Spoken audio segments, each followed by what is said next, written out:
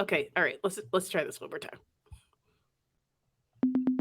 Black girl, if you a black girl, if you a black girl, if you a black girl, if you a black girl, if you a black girl, if you a black girl, do your thing, do your thing, do your thing, do your thing. Black girl, if you a black girl, if you a black girl, if you a JP, my neck, my back, so. Good morning, everyone. Welcome to the good, the bad, and the petty of Florida politics, sponsored and hosted and curated and produced by the Screw It We'll Do It crew, the Florida Black Girls. I am Jasmine, joined with Maya and with Lindsay to bring you your monthly episode of Florida Black Girls Live. So you will hear this in April. So happy April Fools, whatever, all the things. It'll be the end of Lent. So the last time we talked, y'all were giving up some things. How are y'all doing? Like we're gonna have to run that back. Let's try it again. Let's try it. We're gonna have to do a wraparound with lentil season. I had committed to not giving up one thing fully, but just cutting back on several things. It's not going well. It's not going. Jesus knows my heart, though. That's right. I'm proud of our friend Emma. She gave up TikTok for Lent, and she's like, I have 2 more weeks. I'm doing great. So, that's how.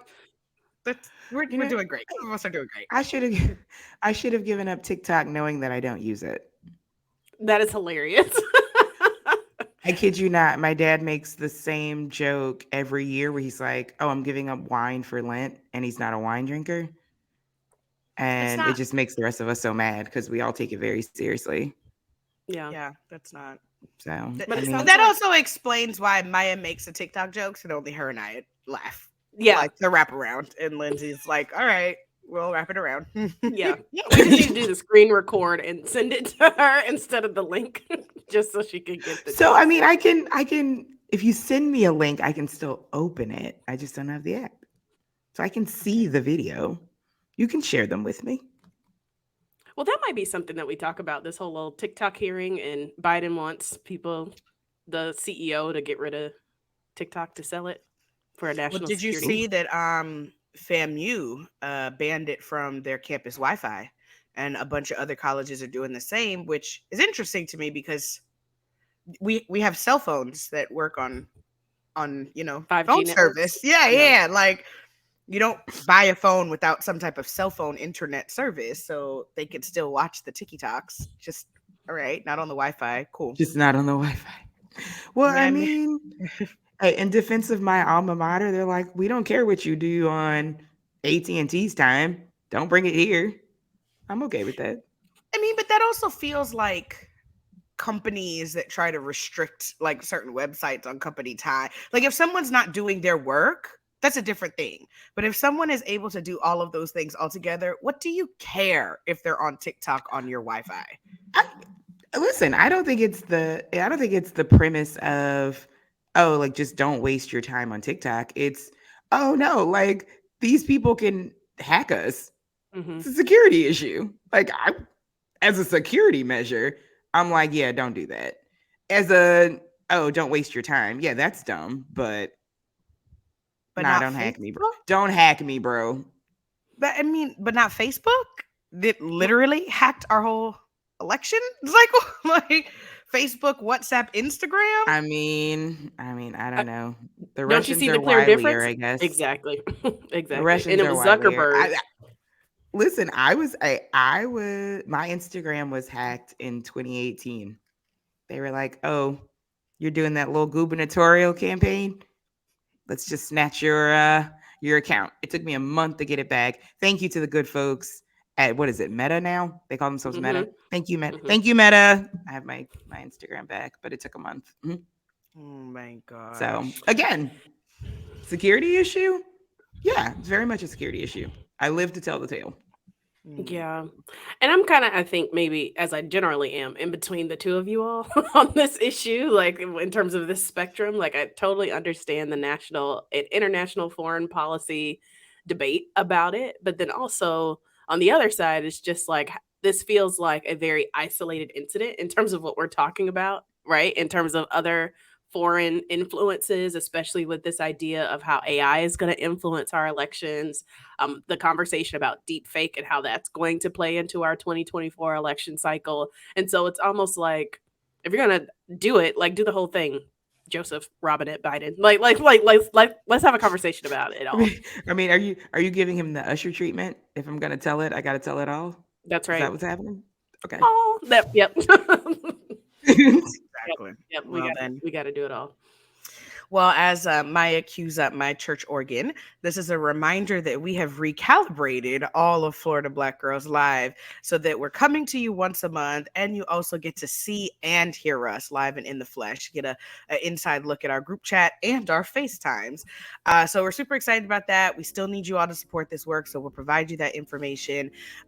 You'll see us on social media, still doing all these different things, and I'm ready.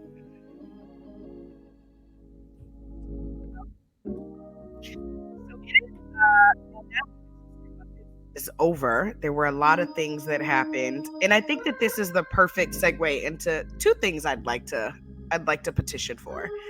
One is a Black Women's History Month that starts mid-February and into mid-March, so we can celebrate the conjoining of the two. I'd like to start that change.org. I'd like to see what other Black women are on board, that we can just have that space to be both Black and women at the same time. Yes, I need thee. Yes, yes, yes, yes. And with that being said, I'd also like to add into this a conversation. There was a request to talk about liberalism. And I'd love to hear from you all how your Women's History Month went with all of these people that say they prioritize women, we believe in women and all of this. They'll put up the posts, they'll put up the banners, but they aren't supporting in a real way. And they aren't actually doing the work of supporting women or moving out of the way. So I'd like to hear from y'all, how did that go for you this month? As Maya loses her.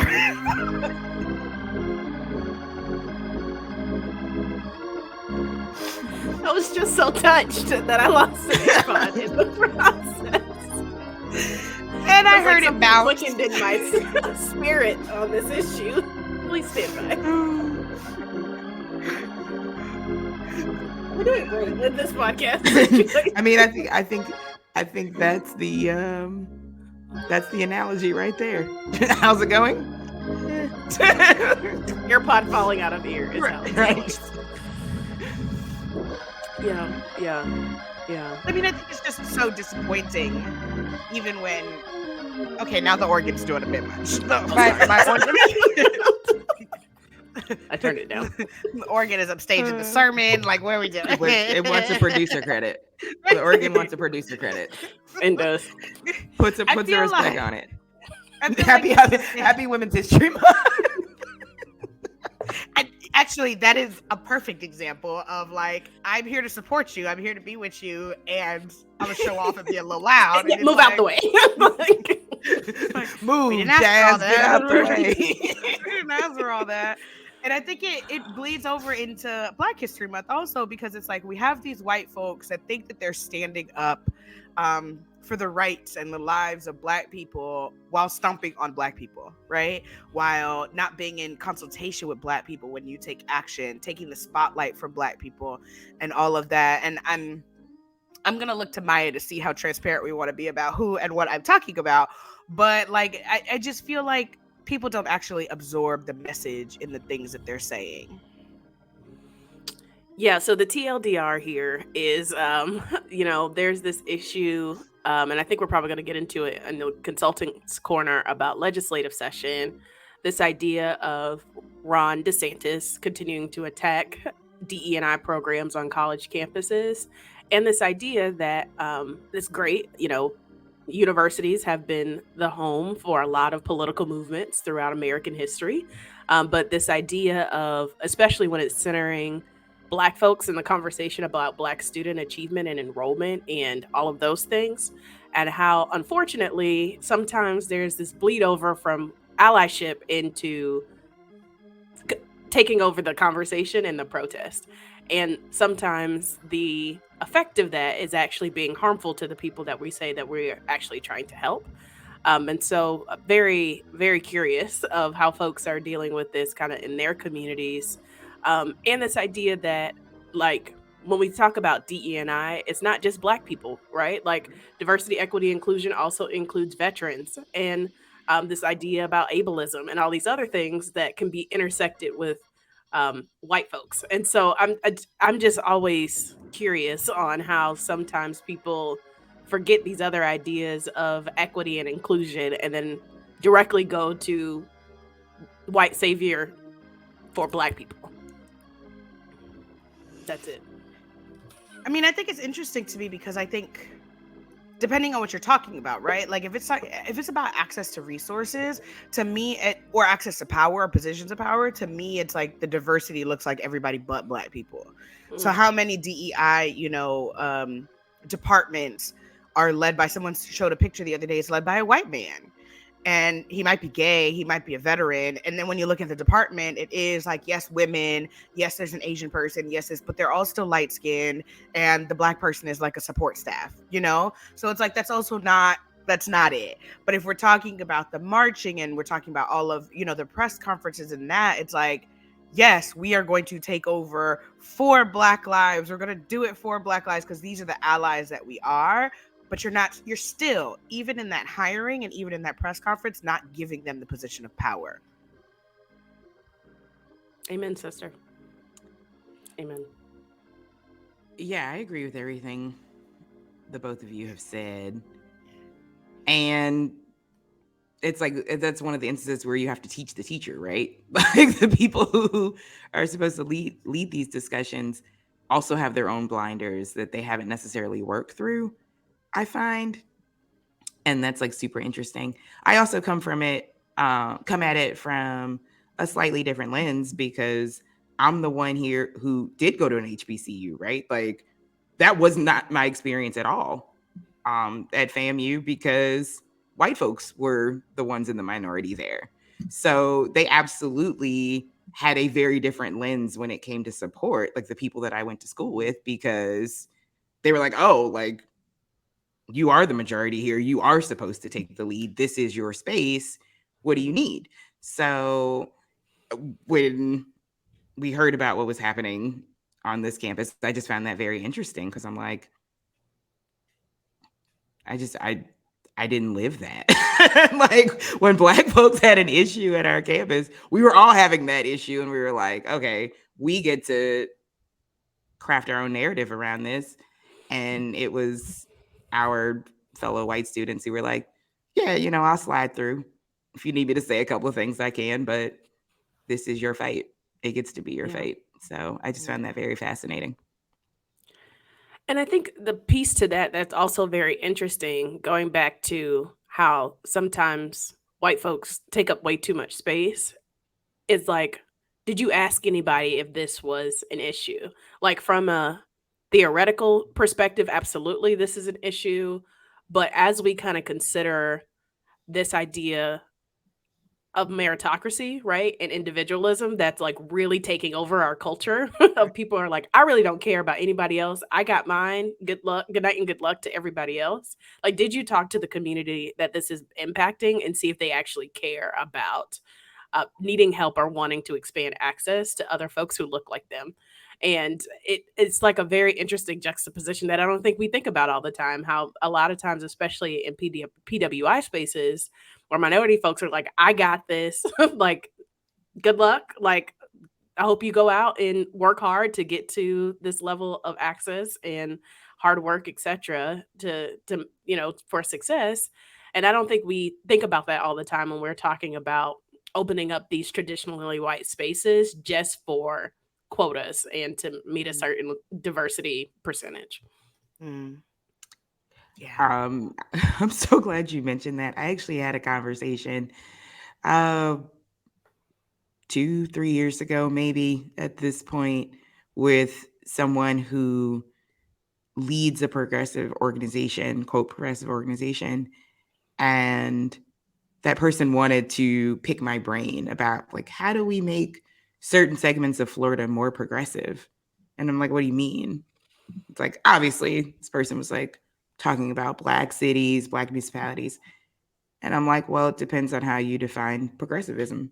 Hmm. Like, how do you define that? Because what exactly is community looking for that you think, oh, excuse me, what is it that you're looking for that you think these particular places lack? And would the residents agree with you? And there was like a audible gasp and then a lull because again, and this particular person is not black. So I'm like, well, how are you defining this? Yeah. And what exactly are you trying to integrate here that you think the people just are lacking Don't or have, want right? and they're not getting? Have you talked to them? Have you asked? Because, when I look at my people, right, not as black people, I mean like my actual people, my family, my friends, I don't know that they would agree with you because their Mhm. priorities are not yours. Right. So again, I think that ties back into this kind of ideal of liberalism and progressivism in these traditional spaces, these traditionally white spaces that, oh, it's supposed to look like this. Right. And it's like, well, is it? Like, that's not our experience.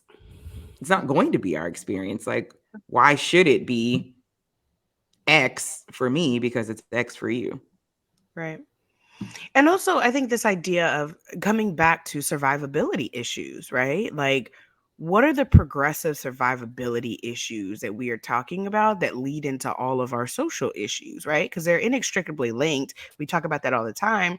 But also, some people are like, I can't get past the drag queens and all of that when I can't afford my homeowner's insurance. I can't afford my house. Like, I'm considering moving out of state because my kid can't go to public school. Like, those different types of things are like, how are we prioritizing that as a part of our progressive values?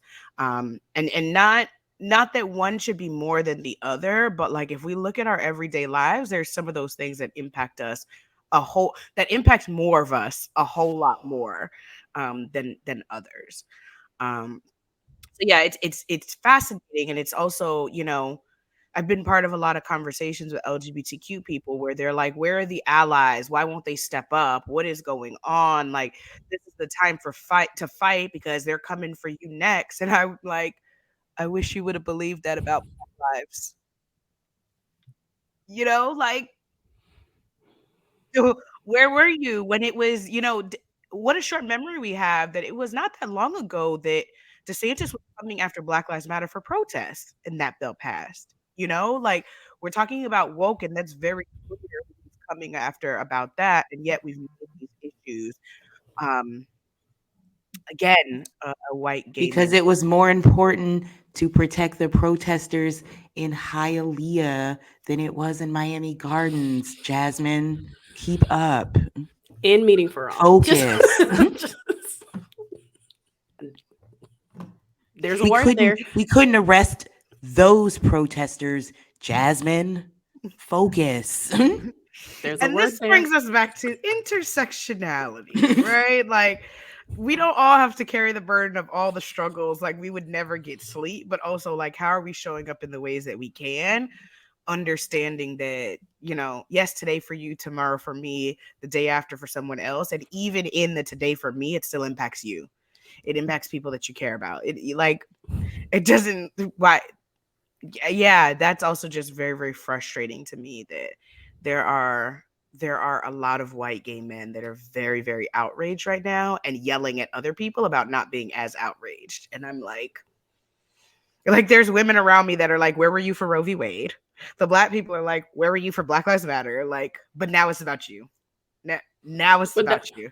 but that's the point, right? Like this idea of attacking diversity, equity, inclusion in these specific fights with groups of social, like with specific social groups, is to get rid of this kind of unity of marginalization, right? Mm, And so like that is the point. And so it's like, okay, to distract from all these different fights and this idea that folks who are intersectional in some of these social groups have to pick like their identity and which fights that they show up in is the point, right? Like, and I know we're going to talk about this, but this idea of Hispanic folks and how the Republicans are courting them, but also like on social issues, do they align with Black people on that?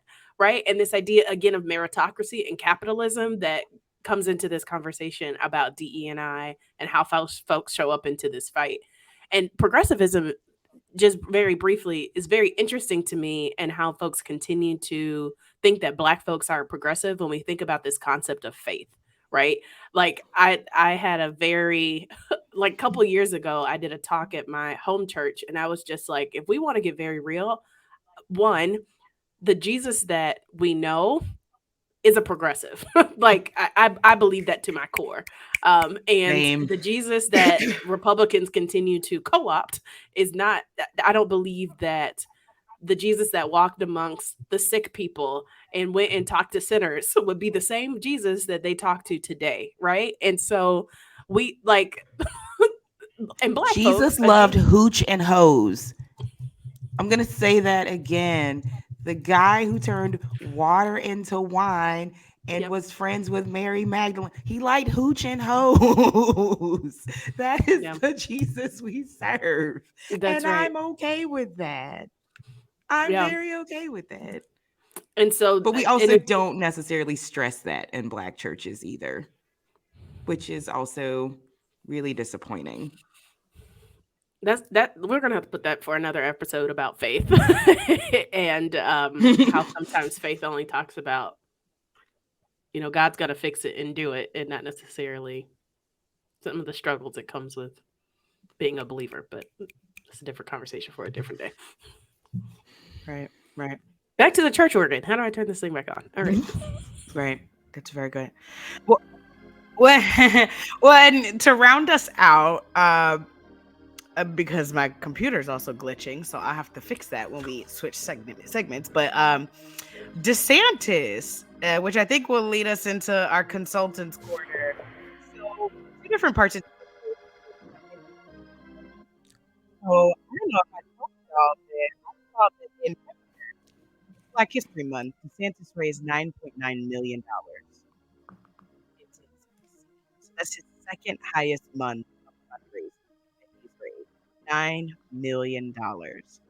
At the same time that the Broward Democratic Party is fighting over money because people are getting dry cleaning done and lifts and all of that. The Republicans are raising $9 million for God knows what, because we don't know where DeSantis is going to be in a couple of years. But I think that that is wild. And I also think it's interesting, and we'll talk about it a little bit when we talk about liquor licenses. But Disney pushing back on DeSantis and hosting this Out and Equal Summit happening in September, to talk about diversity and equity and inclusion in the workplace related to LGBTQ folks. So sign me up. I'm in there. It'll be during Food and Wine Festival. Me and my cast, we will be there. But I just think that that is such an interesting pushback from Disney to be like, cool, cool, cool, cool. We're still a private.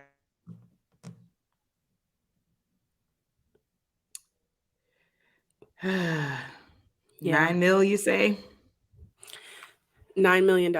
And Jasmine was hitting the little Kim throughout her the end of her consultants corner, but that's okay. That's okay. That's okay. We're just gonna Yeah, keep I got moving. that reference. 9.9. Hey, listen. I'm on the older end of the millennial spectrum. I got that reference. Thank you very Yes, much. yes. But $9.9 million in 28 days, right? Like February is not 30, In not Black History 31 Month, he days. raised And $10 Black million. History Month, $10 million between his hard and soft accounts is wild. And then also, just on that, I just saw in national news yesterday that he just hired the former campaign manager for Senator Ted Cruz to be a senior advisor for his like Never Backing Down pack or something like that, based out of Atlanta. So crushing So, it, crushing it. so the ladies know I returned from Vegas this week. I was in Vegas last weekend for a long weekend. I returned with no voice, no money, and no regrets. But I say that to say it was one of our Uber drivers while we were out there. He it was college, like a mini college reunion trip. So he asked all of us where we were from. I was only Floridian in the car, and he was like, "Oh, you're a governor." Now, mind you, this is a man in Nevada, just like never come across him. He was like, "Oof, you're a governor. Yikes!" And I'm like, "Yeah, man, yikes!" And he like proceeded to just kind of go down this rabbit hole on DeSantis. Is not a fan, but I was shocked at how somebody on West Coast time, clear across the country, was already so well versed in our governor. Like he has absolutely made a national impact. He's made a dent. And I mean, I don't know this man's like the depth of his political knowledge, but he knew enough. I could not pick the Nevada governor out of a lineup. I honestly couldn't. And we do this all day. I couldn't pick that person out of a lineup. And he was like, "Can we have a DeSantis conversation?" I'm like, "Lord, this is not great. Like, this is already not good. I just want, sir, I just want to have a cocktail and see Usher. I don't want to do this right now. I'm on vacation." And Yeah. yet here we are. The DeSantis brand is very strong. It's so strong already. Like the fact that more Floridians are not afraid or at least don't move like they are, I'm distressed. I think it's like this overwhelming sense of helplessness, right? It's just like people feel like they can't do anything about all the awful things that are happening, and on the back end we're like, "Well, you should have voted," right? And it's like, what did we do to tell Right. them that it's like this To, to, cycle to, that to, to thread the needle. Well, it's like Jasmine that's right. said, it's just like we're just yelling at people, go vote, go register. And we don't thread the needle as to Mhm. why the elections even matter or like what the potential outcomes and pitfalls will be if this thing happens. Like if you let this person get elected, here's what happens. Like here's the end result. We don't finish the task. So That's right. Right. And it's like, and what And do we tell people? Oh, go ahead.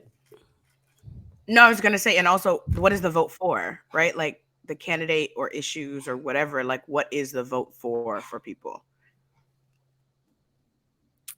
And then between these 2 years, what are people supposed to do, right? Like nothing, just feel helpless for 2 years, and then we go back to telling them to thread the needle, which is a great. but And again, that's on us as the party though. That's on us as Democrats. Like we have to finish that job. Like what I will never let this go as long as I live. Spoiler alert, at the end of Titanic, Jack dies because Rose won't let him on the damn door. Like I'm not going out like Jack. Scoot over. I'm getting on that door. You're not just gonna let me die here. I'm not doing that. So why can't we like at least do that? Like if Jasmine's always telling us about survivability, okay, well let's do enough to survive then. Let's do that. And we can't even do that right. It's like all or nothing all the time. I hate it here. Right. When we've talked before about like, organized money can't beat organized people, but I don't have the answer for an organized $10 million in 28 days and how many people, like, because it also takes some money to organize people, to reach people, to talk to people. Like there's salaries involved, there's outreach involved, there's all of those different things involved, so there's some money that's required. But it's also like, number one, our people aren't organized, and number two, like how you go up against $10 million in a month, and he's not even running for real. uh well, I mean, this might sound Pollyanna, but we have to start with a plan. And I mean, we will get more into this later in the lament. Um I've heard rumblings that a plan is coming together, thankfully, for the first time in a long time. But as a fundraiser, you start to see very quickly that good money won't chase bad, right? Like if you have a bad candidate, donors won't invest. Or if you have a good candidate who just does not have a path, donors won't invest, right? So I don't think like Florida Democrats on our face are a bad bet. However, if we're not doing the work to sell ourselves as a bet people should take, why would they? Right? Like I lost $19 in the slots over the weekend. Literally $19.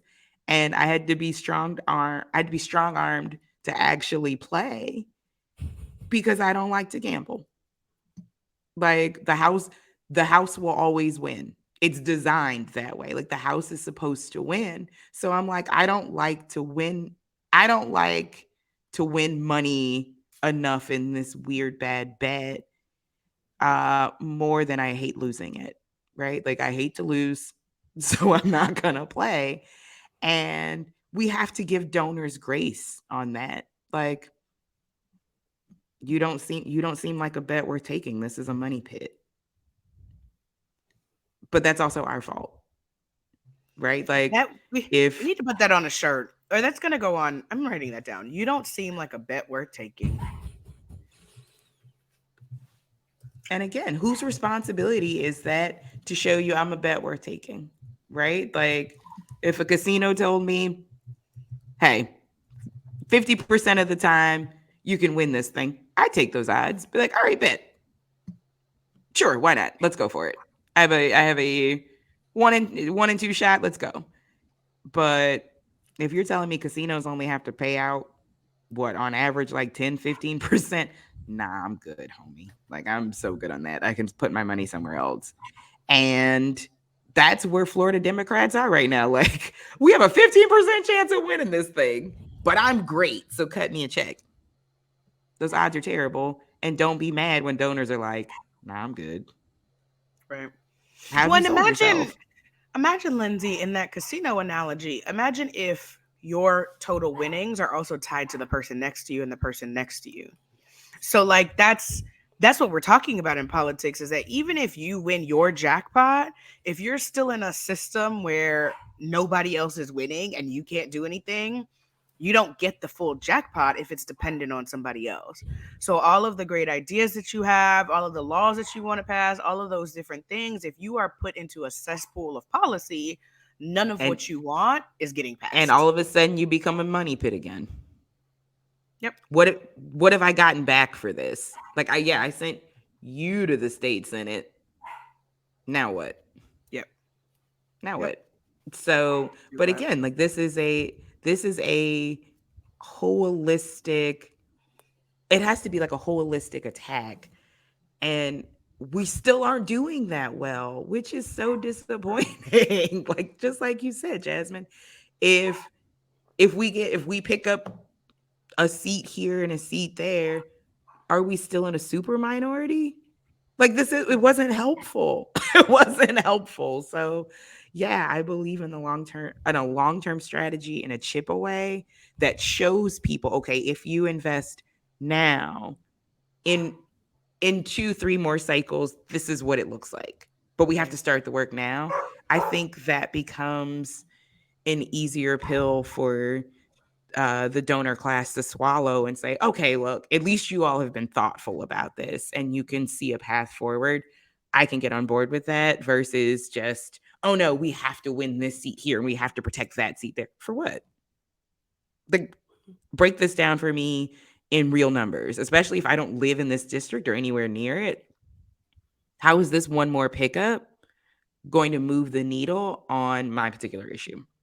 Especially if like all this person can do is probably bring resources home and I don't live there. I also don't see those resources. So now what?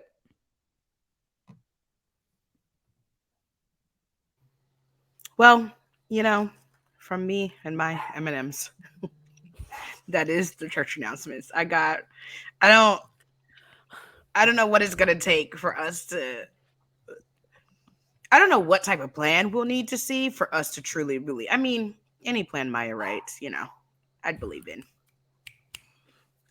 Listen, have you ever seen um, a Meyer Brown starter pack. It's amazing. Oh my god. So, um, for those who don't know, I've done races with Maya, and she will send like basically like a little starter kit on her candidates like around. It's just like, all right, we're launching. Here are all the things that you need. Like if you're like inside the kitchen cabinet, like here are all the things you need for the launch. It's fascinating. Like I love my Maya Brown starter packs. Whenever I get one, I'm just like, I'm ready to tweet. I am ready to like get the word out. This is where I can give. I get so excited. And she does them for everybody. They're so great. I'm like, how do you have Beyonce hours in your day? Because girl, I was asleep when you sent this email. That's You I mean, I two want to see it. I want to see it. I need to see it. Maya, we try. No, it's so good. It's just like on launch day, here are all the things you need to be ready to support the candidate. It's so good. well, when Jasmine runs again, we can get her a campaign launch kit. Listen, I'm willing to go on the record with all of our friends out there in our podcast land. I will personally go out and bundle money for Jasmine's tank tops if she runs again. And you I'm know how much I screaming. hate those damn. Y'all know how much I hated those tank tops. I will do it again. I'm I screaming. still have Jasmine I for will spin the Florida.com. block. I will do it. That's so funny because I had a conversation with Angela Peoples last night in an event, and she's kind of trying to figure out like what are the spaces that Black women can run and be affirmed. Like everybody's talking about women must run, Black women must run, and just basically like just shoving them out the door to go sign up and do it without any resources, without any soft spot to land, without any win or loss. We got you. This is the job. This is the whatever. Like here's some money. And she's like, how do we do that differently? Because the conversation also is that if Black women don't run and we continue to have legislatures that are just cis white men, we don't win in that either. But Black women shouldn't be pushed into hell for what? For what? So until we figure that out, me and my dog that's going crazy right now, will be sitting comfortably in Wilson Manors. Well, I think this is a great segue for the lament. I think we should just like be there right now, right? Like we talked about the party's plans, and Jasmine is hilarious in terms of some of the subtleties that Wait, she did a are nod we at. not gonna corner the consultant? Wait, what? Yeah, I think we can. We're gonna do a Yes. wraparound with Yes. the consultants corner. So I think that the I piece don't know what that about means. I know. We're gonna send you the TikTok afterwards so you Okay, can great. watch it. But the idea of like how do you all feel about this next generation of leadership with FDP? Um, what are your insights, right? Like we were the last time we were together, right? When two or three are gathered, it was right before the election. And now that it's been a month since, how are you guys feeling? You know, I know we talked about we need a long-term plan, which we have been talking about since we've convened this group. Like, how are y'all feeling about this? About All Madam right. Chair? So we're lamenting. We're here. Yeah. I mean, Okay. yeah, yeah. Okay. So what I have been told, um, inside Freed World, and like outside Freed World, folks got it right. Like people feel good about the fact that then Commissioner Freed, now Chairwoman Freed, is here. So that is encouraging for me, that people have faith here. A little inside baseball tea, I have been told, um, not by her and not by any of her advisors, but folks who are close to her, that she has been in communication with the DNC already and remains in constant contact with those folks. Jamie Harrison has not taken Florida off the board yet, which shocked me, really surprising. And I was like, okay, okay. Maya had pointed out to me that there seems to be quite the emphasis on Florida and how Rick Scott is going to move in his reelect. So, Joe Biden hasn't taken Florida off the board either, which is also fascinating. So that is like I'm encouraged that if Florida is not is not a wasteland nationally, like folks have not given up on us, and they do feel like they can work with our new chairwoman, hey, great. That excites me actually. Ms. In Rogers? my, I mean, in my conversation with Maya about Chair Freed, what I said How is, am I in it? Because you know all the I things. You have starter packs. well, and also because we've had this conversation about hope, right? Like, what does this Mhm. mean? Is there hope to be found? Like, what does that look like? And I think that what I can say about Nikki is that in the times I have known her, more often than not, she surrounded herself with a team that has given her instructions that she follows, right? So before I ran for office at Black Girls at the Capitol, she was the only statewide elected that came and talked to our girls, things like that I'll never forget. When I ran for office and, she was talking to me about different things and she had her team supporting me. She's been on our Florida Black Girls, group call before. And all we had to do was ask once. And she was like, great, they're going to prioritize it and get it on the schedule. So I'm hoping that that continues for her role at FDP, that she understands very truly the people that have gotten her to where she is right now and the people that she needs to continue to depend on in a real way. To lead Florida and lead something that we can believe in. Because I think that's going to be so important for people in this moment, is to have the hope to believe. Otherwise, people will continue to just stay home. I also hope that it's not going to be like the same round of consultants and these regular faces that we've seen, because that muddies the waters of not only trust, but just the work. Because these people don't know what they're talking about. They don't know what they're talking about. They aren't living in a reality that is Black and brown Florida. They aren't living a Black woman's reality in the age of Roe v. Wade being overturned and all these different things that are going on. And I think that she has to know, like, who are the people that she can depend on for their ears to the ground for good information, and also needs to develop a culture of paying those people to do that work and being skilled at doing that work. So, if that doesn't happen, it's gonna be like, I'm gonna head out again. It'll just be another another blanket. Another Black. Yeah, the Blexits are real. Um, I'm sorry. Did you have something? Oh no, I was just gonna say, I think from obviously the conversations we've had and some other kind of mumblings I've heard around the state, there is some optimism about what is to come, in terms of some of the stuff that she's already done in the short time that she's been chair, right? She jumped into some of these municipal races. There's been some grassroots um, oh, okay, she's gone. There's been some grassroots fundraising that's happened already to date to really kind of turn this around. But I think that what's going to be interesting is over the next couple months. One, I think we have to see if there's going to be some expectation setting, right? Because she is finishing out somebody else's term. So, like, really 2 years to, like, what are we defining as success in the next 2 years?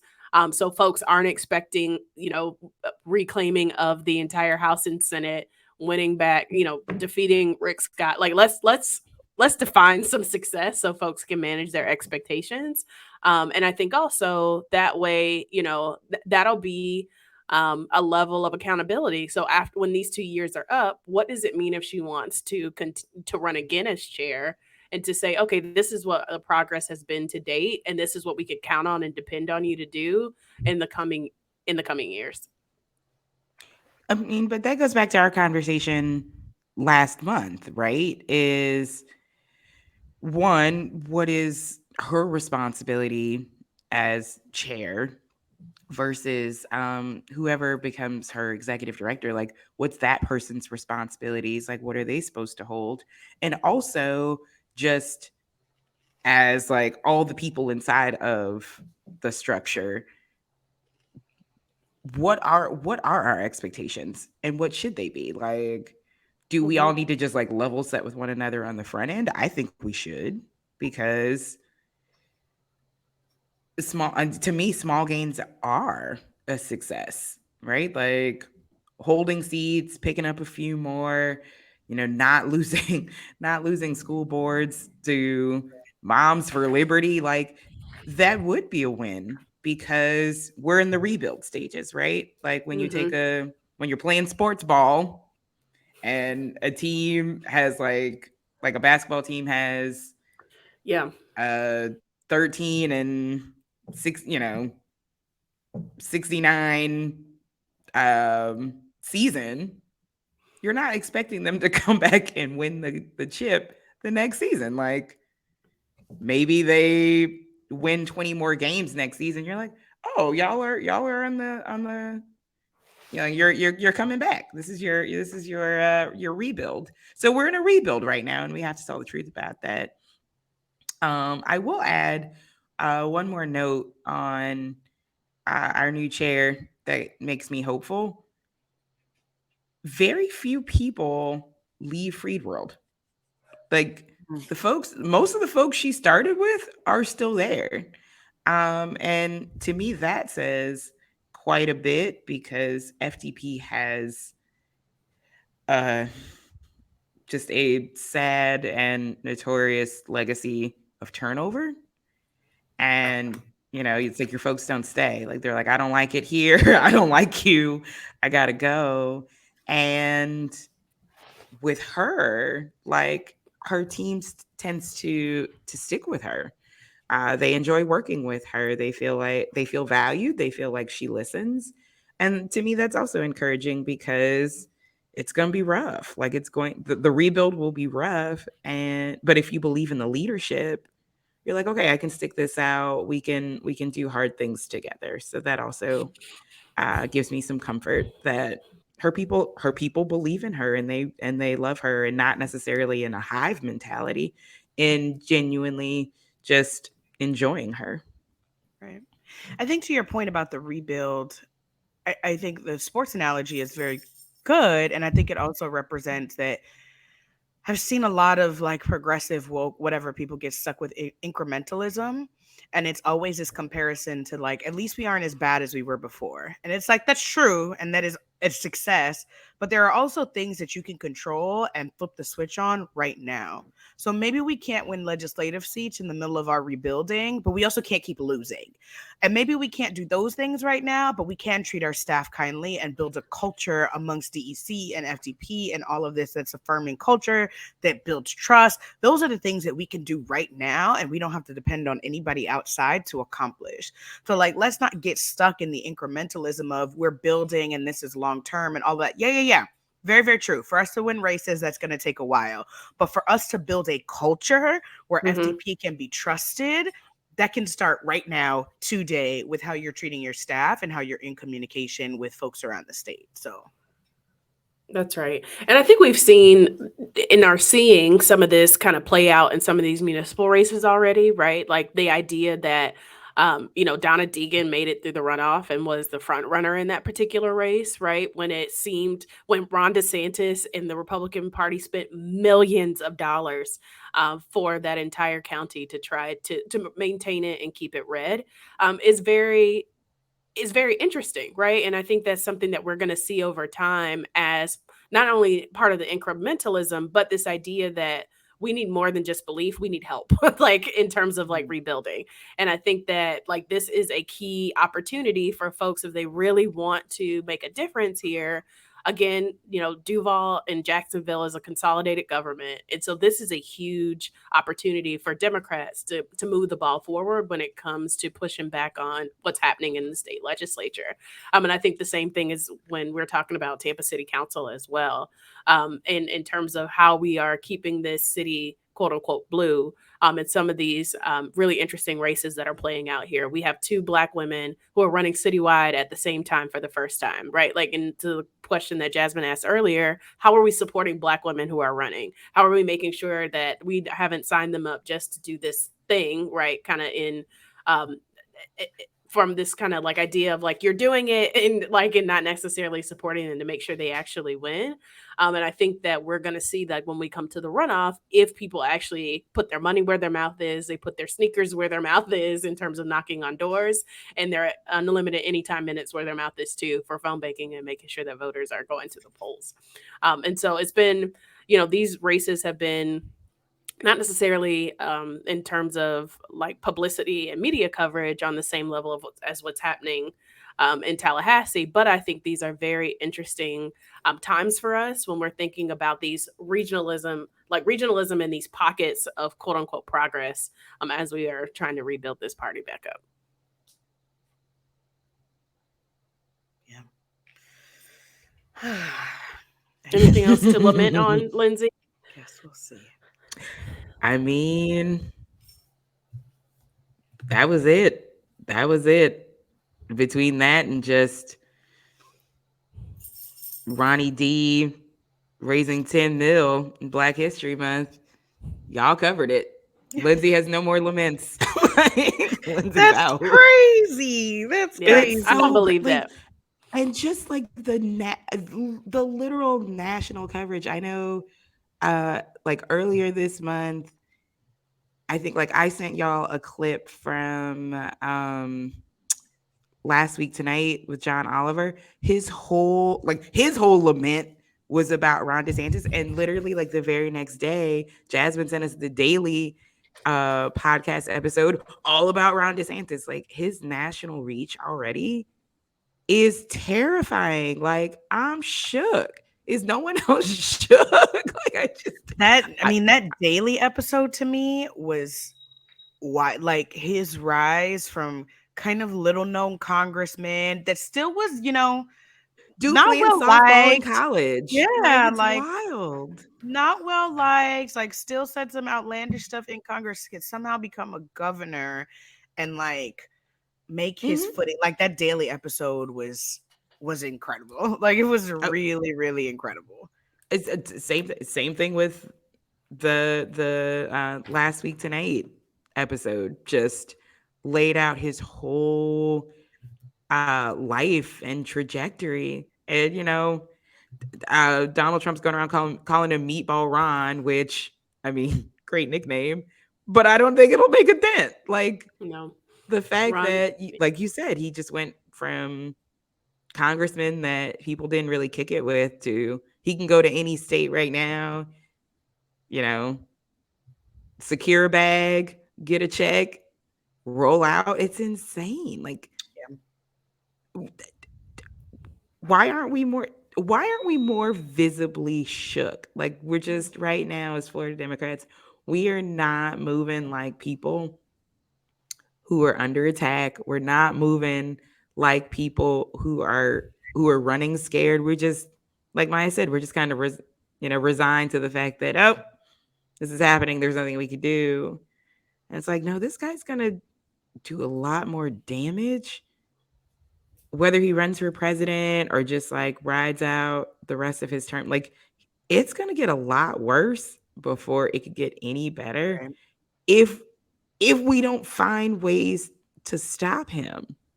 Like if we're not picking up seats, if we're not coming up with um a calm strategy that's gonna resonate with people, like we got to do better than just these little quips that don't mean anything to Yep. anybody.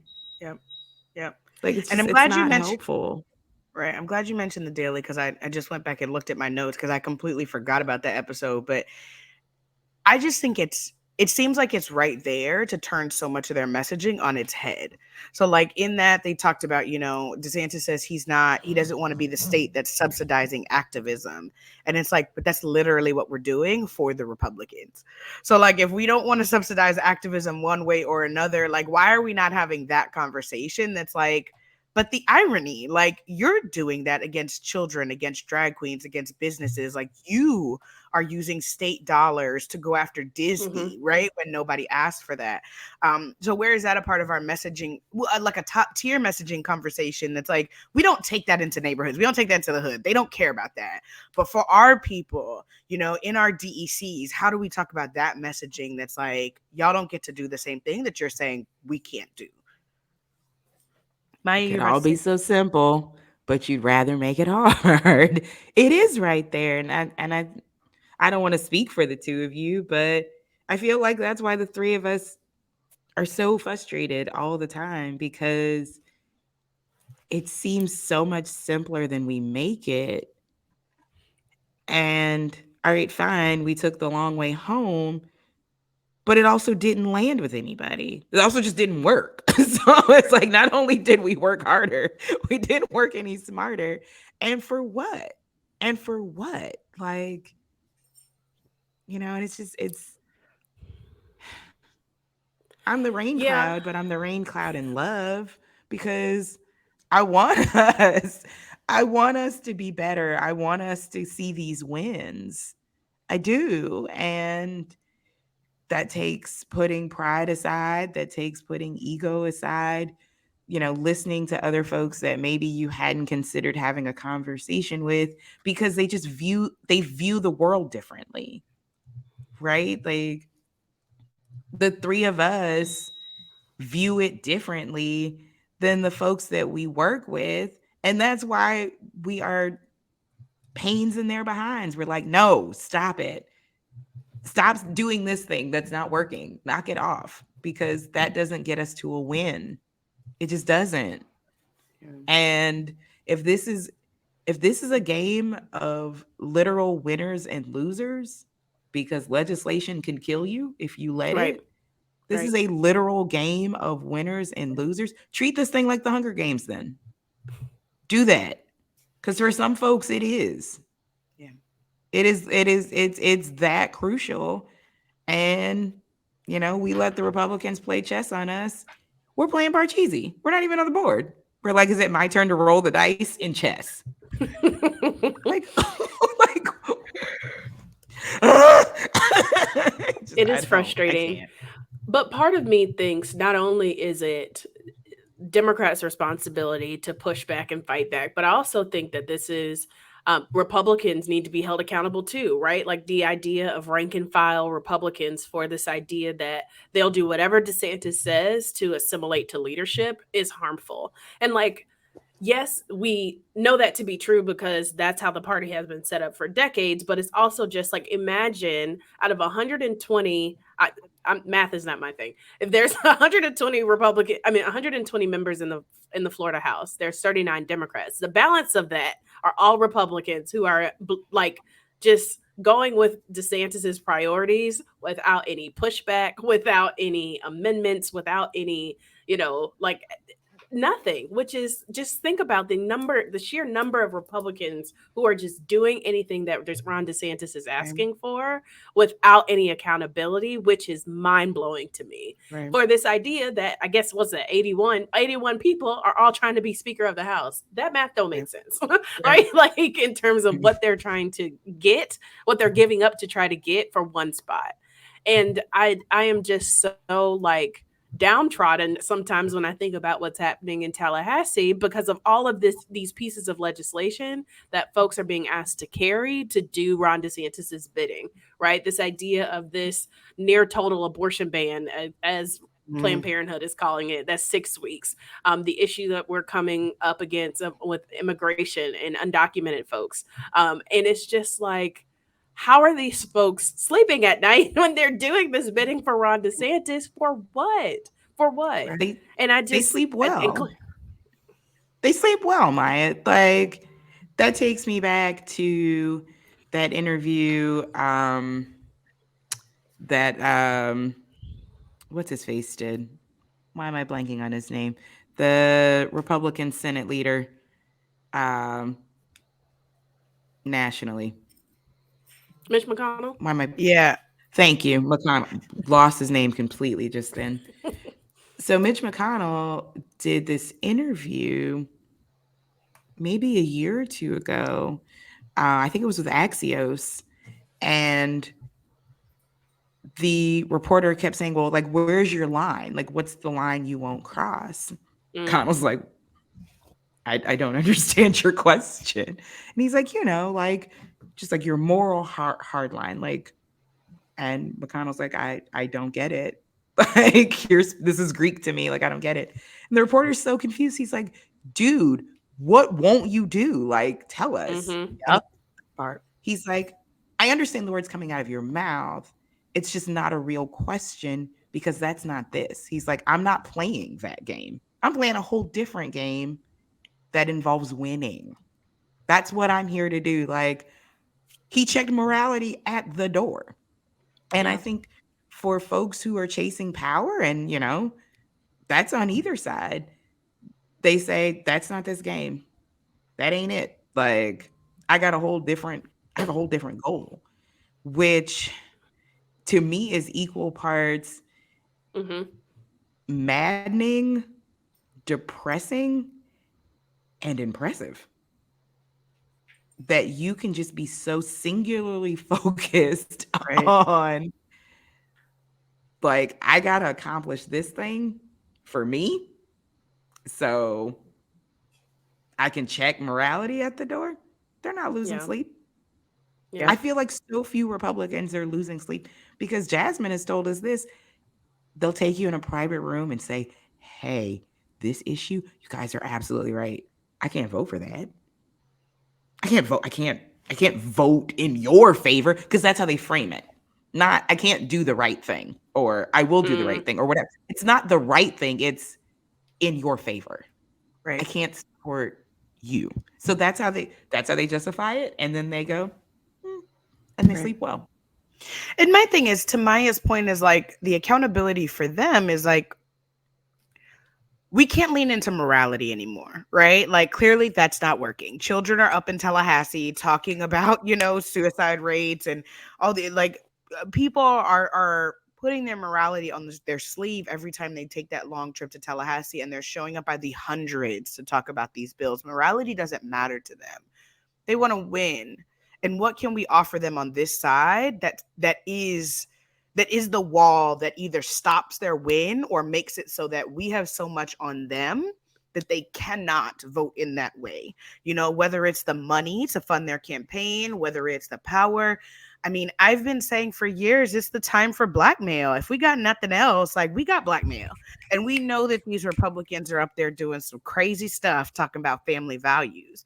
But not only that, and I talked to Maya about this the other day, that's like, I mean, talk to me like I'm 5, but what I don't understand is there is so much at stake in Tallahassee right now. Like people's lives are on the line. Like Lindsay said, it's the Hunger Games. And yet y'all are still up there playing softball with them. You're still up there like doing these fundraising games with them. They get the benefit of a relationship with you, even though they mm, can go in that chamber and vote against everything you are, the people that you love, the things that you believe are right and do the most good for Floridians. And then y'all can just kiki and haha on the softball field.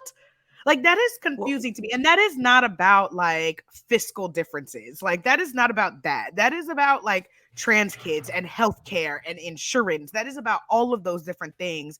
And y'all are yeah. playing games. And I well, don't we've get it. been we've been bullied into the whole civility nonsense. We got bullied into that where, oh, we can disagree without being disagreeable. We can still be friends. We can reach across the aisle. Democrats didn't ask for that. Republicans set that narrative and we fell for it. We fall into the trap all the time when Republicans throw something out there and we don't know how to counter it. So we're just like, okay, I guess we got to go with it now. Right. And it's like, at what point do we just like get off the floor or like just like stand up, get up and say, okay, no, we need better messaging to counter that so we don't fall into the trap. Right. Because Republicans don't fall into the traps that we set for them. They never do. They We set traps? You can't set traps in Parcheesi. Like, we're playing a whole you different know what? game. Fair, ladies. I'm sorry. You're right. You are correct. I mean, We I'm talked just technically, about the asking. it. Republicans they set the traps themselves, right? Again, they have laid out a messaging plan for us. The fact that there is a governor signing bills against drag queens when he has appeared in drag, like that trap has set itself, and yet we weren't focused on the opportunities that presented itself. Never. Never. Like, Because we're distracted. We're distracted by shiny objects so quickly. And it's like, no, dude, well, come back. Come so in back. two different things to that I would love to hear Maya's take on. The easier one first is okay, I forgot that one, so we'll come back in the middle of the sentence. I forgot it, but I would love to hear from you, Maya. There are bills that are being passed that are good bills and bipartisan bills. So, for example, like Representative Cassell has Grayson's Law, that's a bipartisan bill that's moving, right? Chevron Jones is moving a bill about incarcerated women. It's also a bipartisan bill. So, like, what do we do in the instance where it's like this idea of I need them for this good bill that does meet a need of a certain population versus like now we have these larger economic survivability issues that we have to fight on those things also. Well, I think it comes back to strategy in terms of like how is how are caucuses dividing and conquering when it comes to these issues, right? I can't tell you, I'm not sure if the caucuses are approaching it and saying like these Democrats, I need you to carry these issues. These other Democrats, I need you guys to kick, scream, and yell, and then these other folks, I need y'all to make sure that you get appropriations, right? Like, how is that division and conquering kind of happening? I think is the strategy to make that work.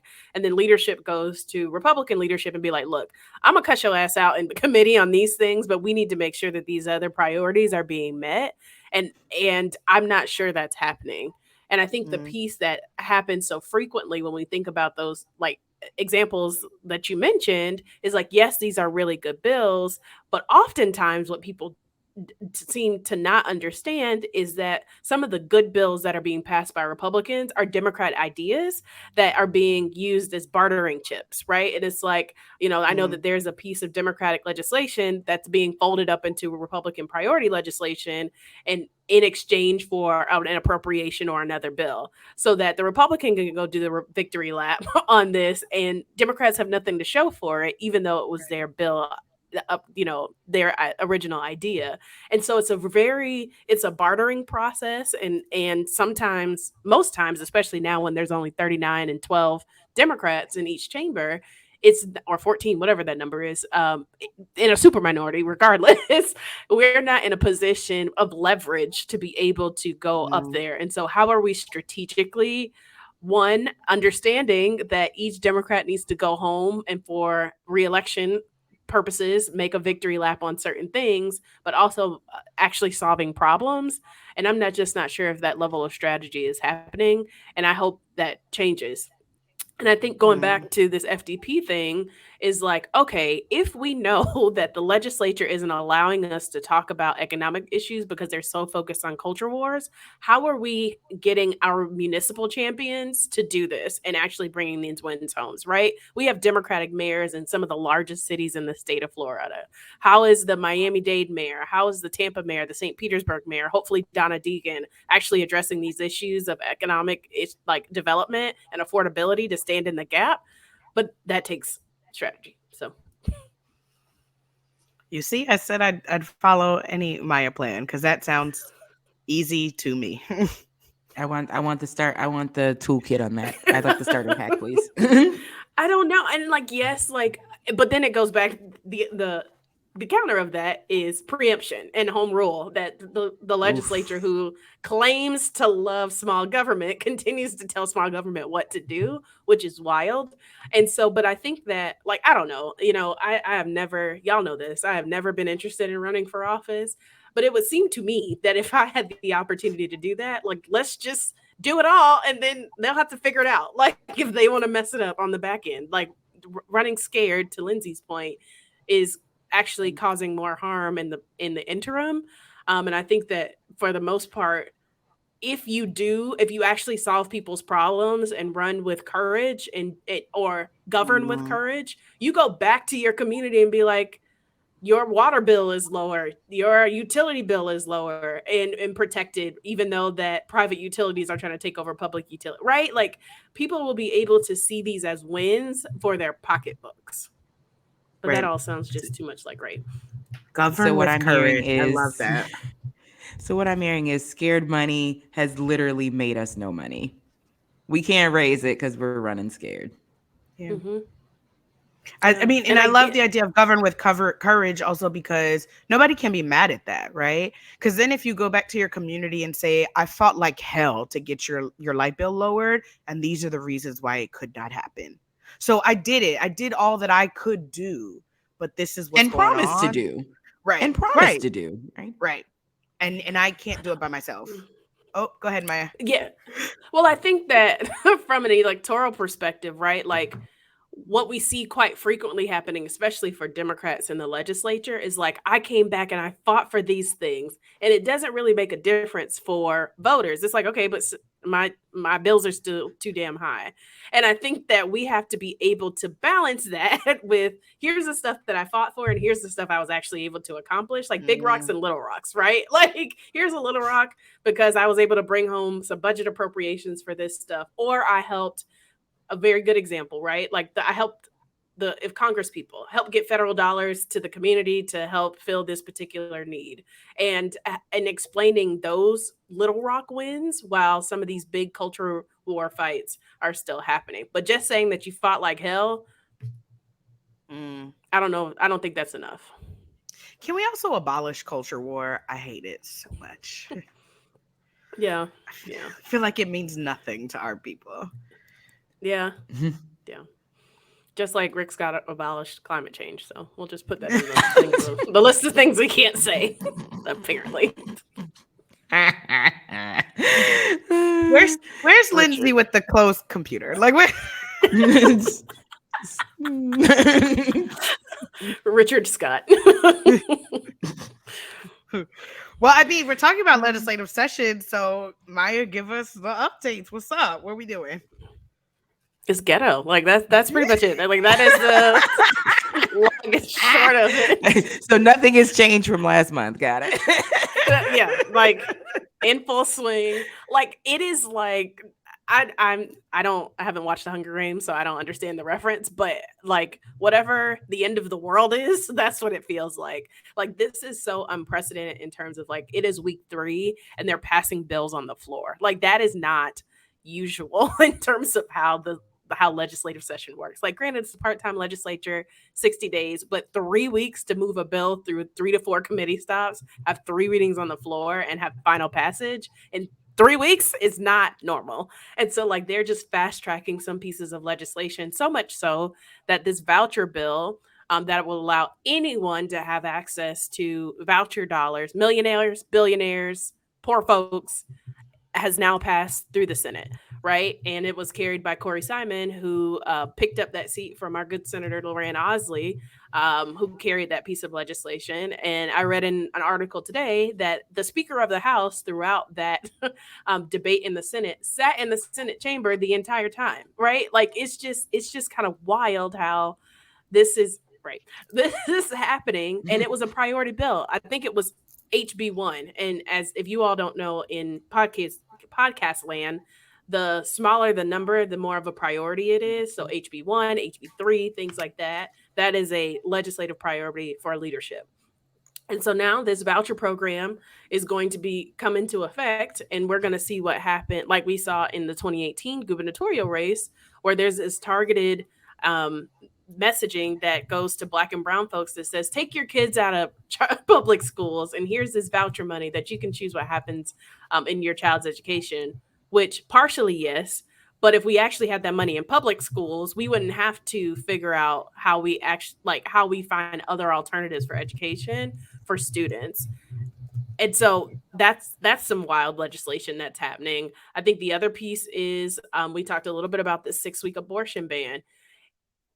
There has been so many polls and research that shows that this is out of step with most of Americans, right? Like millions of Americans are in opposition to abortion bans.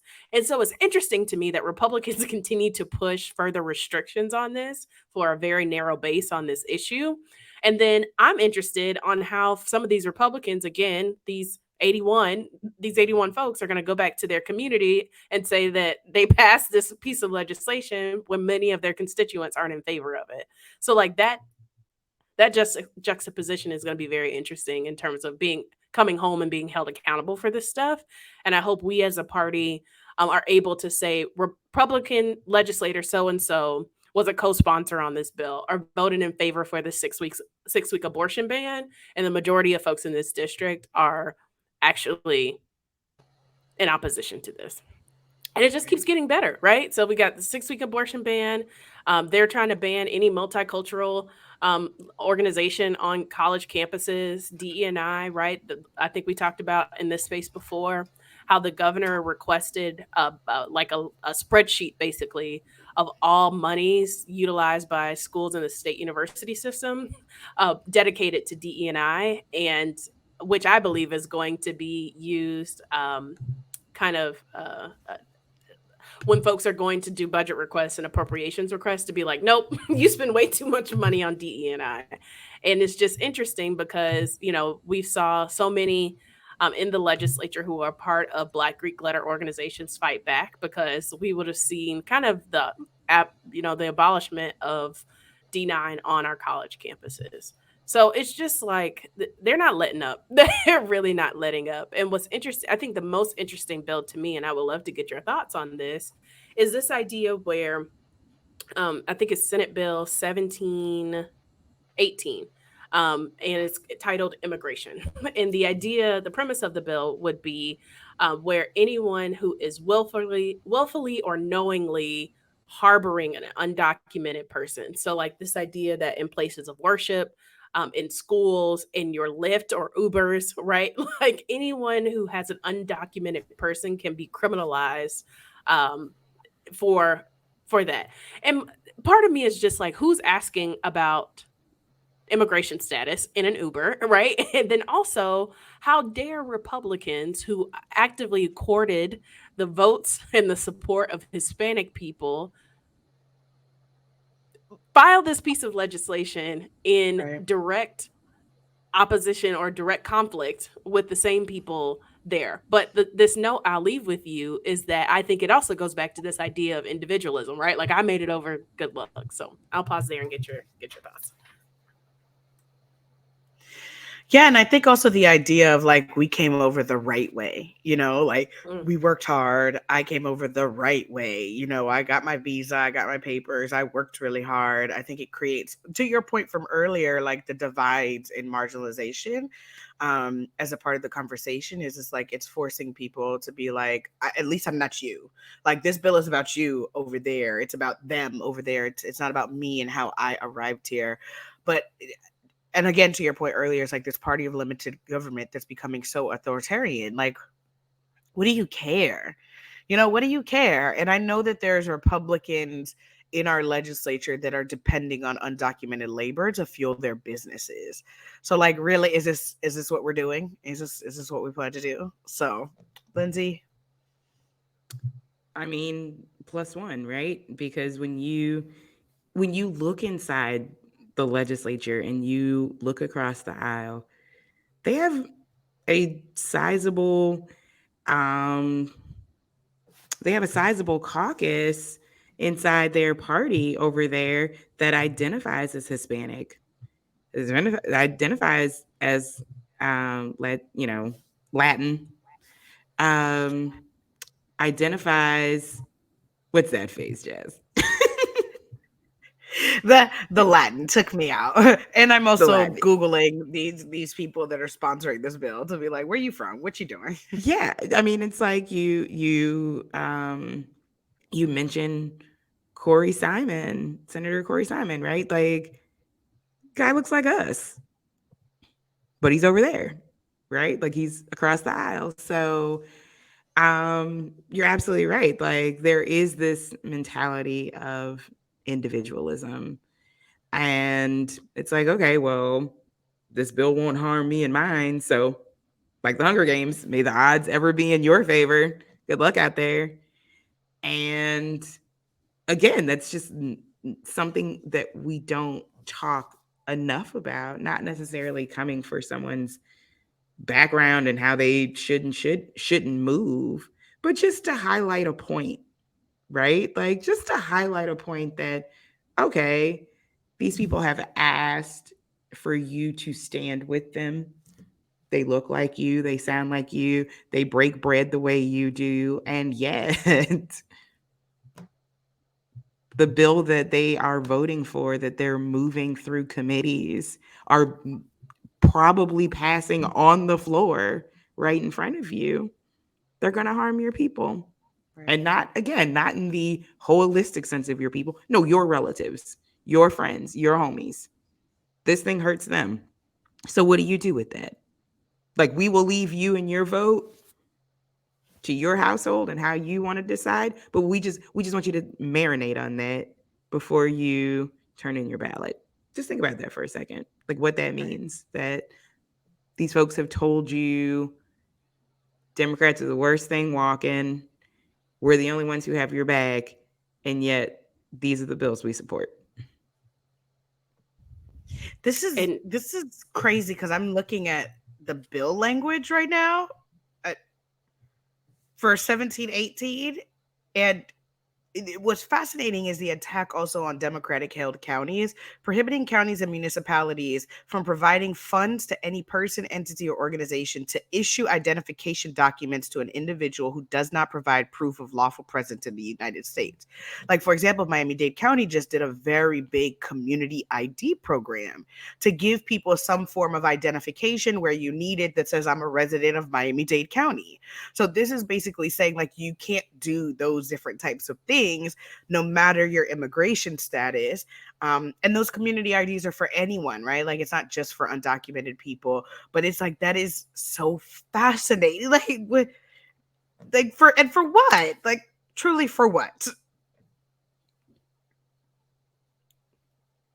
And there was just this breaking news we just got from I don't know if you all saw the text message, but I'll read it aloud to the class. The governor has signed the torts legislation in a private ceremony on the plaza level. The bill, a priority for business and insurance interests, will make sweeping changes to the way lawsuits are filed and litigated in the Sunshine State.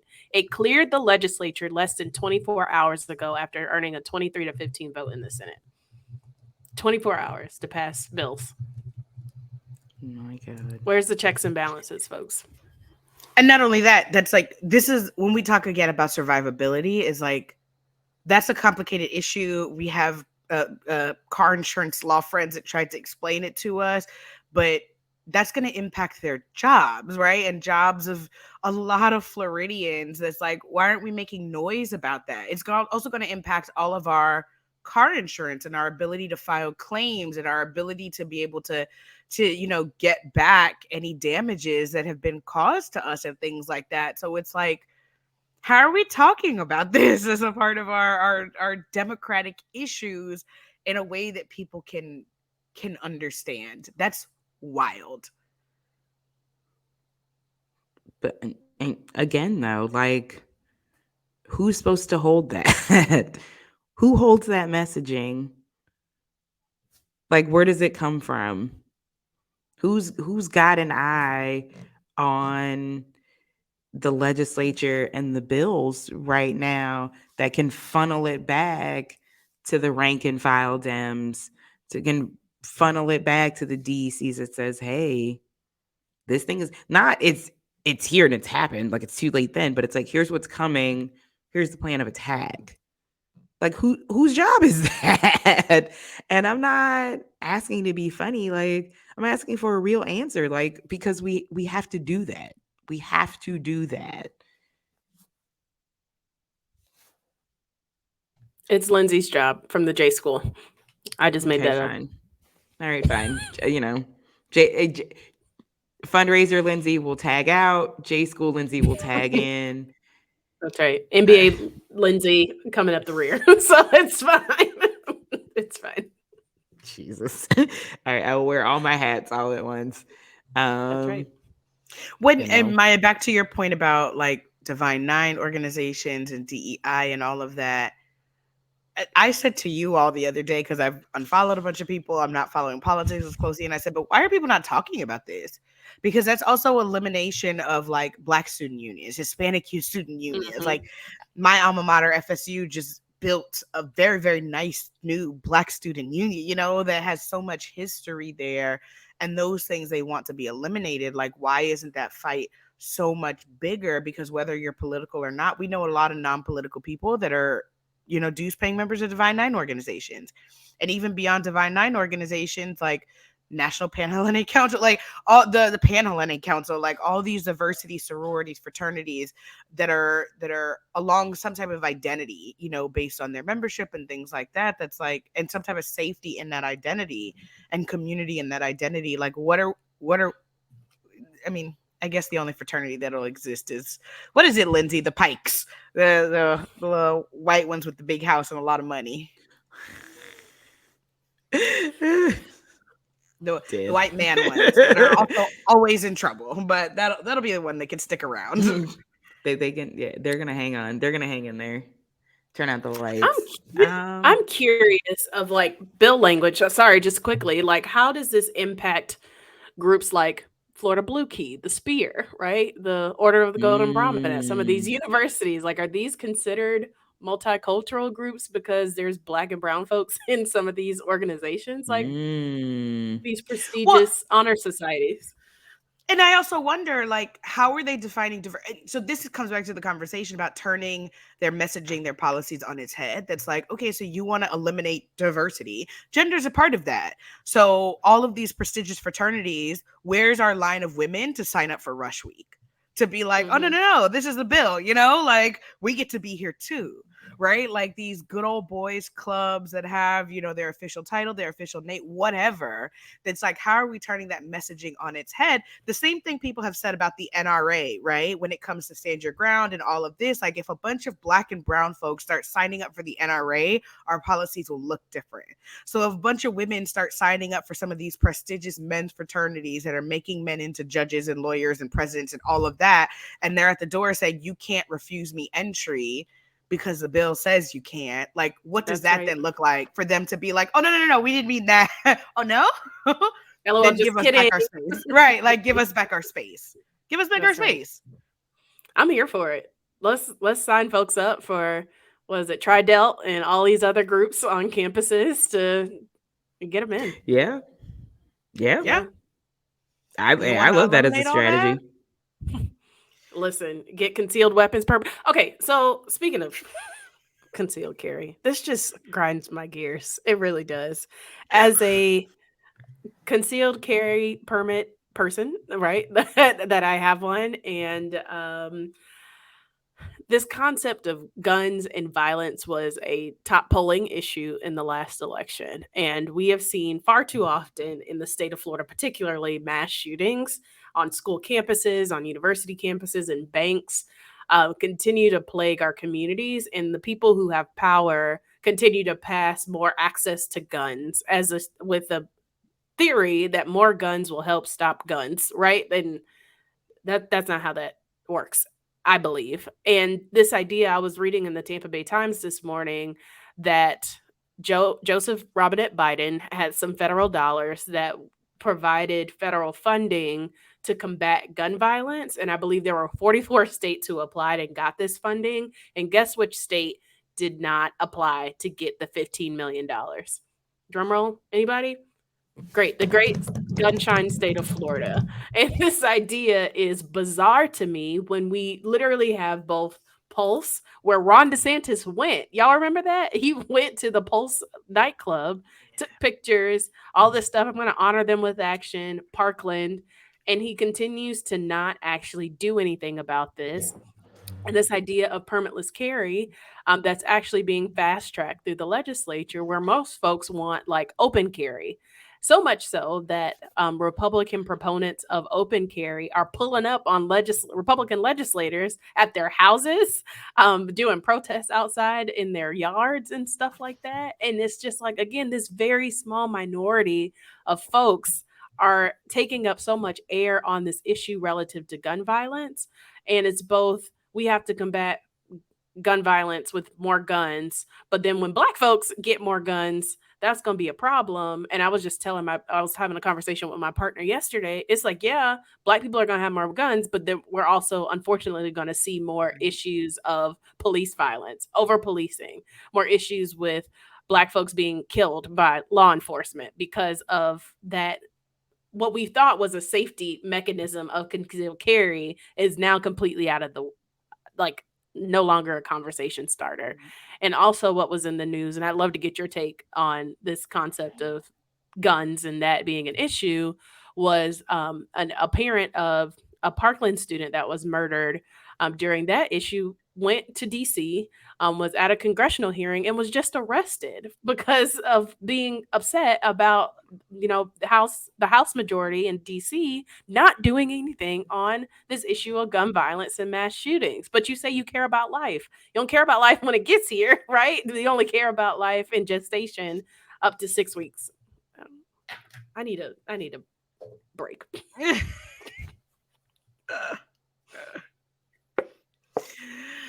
frustrating to me.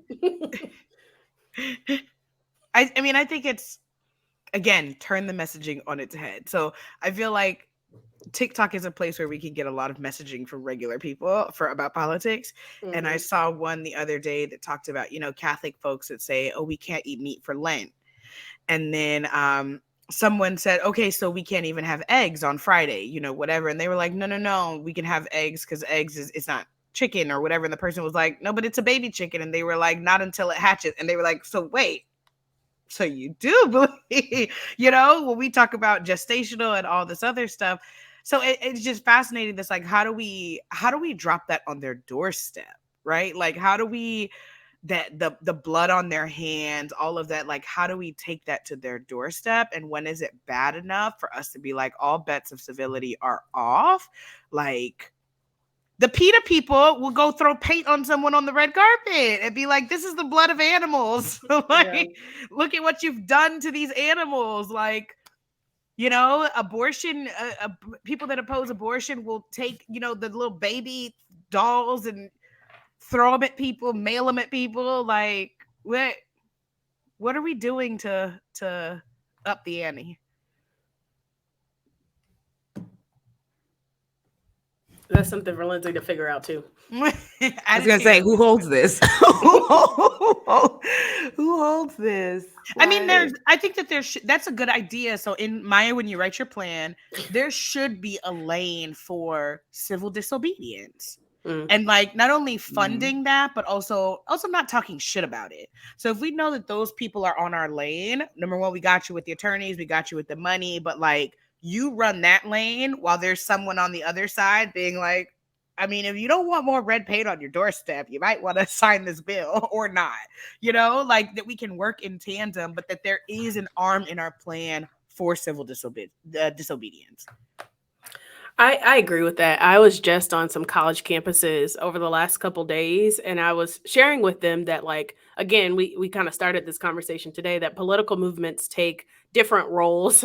Strategy takes different roles, and I think civil disobedience as part of a political movement, it's one of those roles, right? Like, we need lobbyists and advocates, we need protesters, we need civil disobedience as part of that strategy to actually put pressure on folks from every vantage point.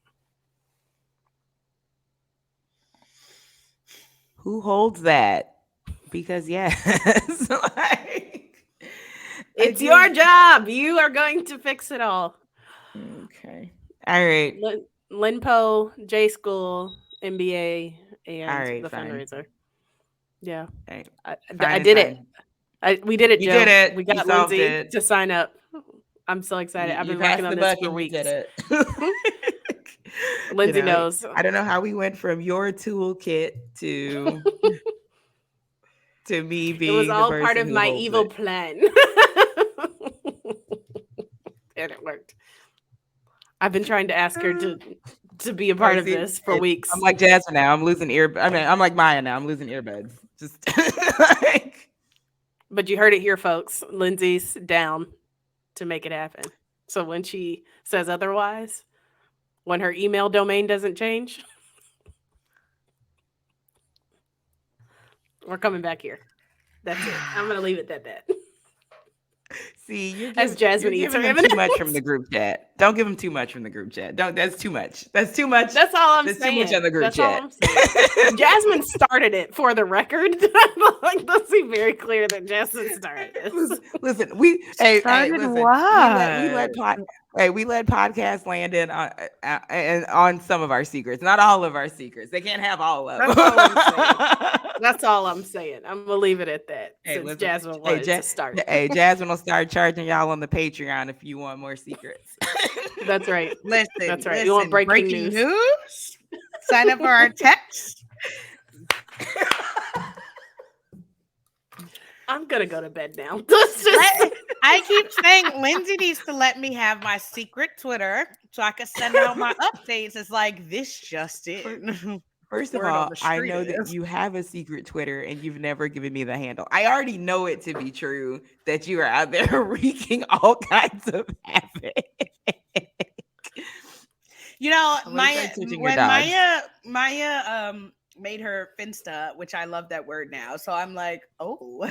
So yes, there are several accounts that I use for many different things that have I different levels of secrecy. I never thought to this moment to search your dog's names. I'm gonna say I'd like if No, Ziggy has I like wouldn't do a that. shadow Twitter, I know it's you. No. I just know Yeah. it to be. Buzz has an Biz actual Diggs. Instagram, so Buzz has that. You can follow that. But there's Yeah. accounts that He are is on, if like, Ziggy is on Twitter causing no, all sorts of little tornadoes, I already know. no.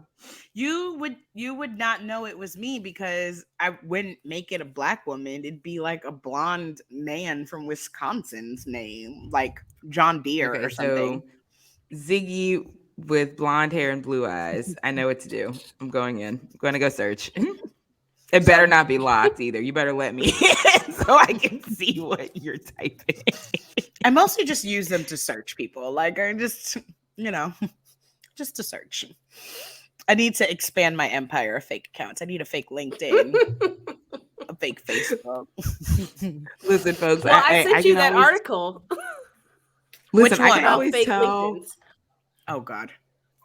I can always tell when Jasmine is on our Black Girls account because all of a sudden I'll start seeing likes about Beyonce, and I'm like, "Oh, Jasmine did this. Got it." So yeah, if you see random things about Beyonce that have been liked by the Florida Black Girls, I did not do that. Maya did not do that. Jasmine, however, forgot which account she was in. So Exactly. And it's both true and unintentional, so it's fine. It's fine. We stand Beyonce. Listen, we're all in agreement that we love Beyonce, so we don't That's right. make her unlike them, but we just know that it wasn't political. It didn't move the needle in Florida. It's just fun, so Jasmine did it.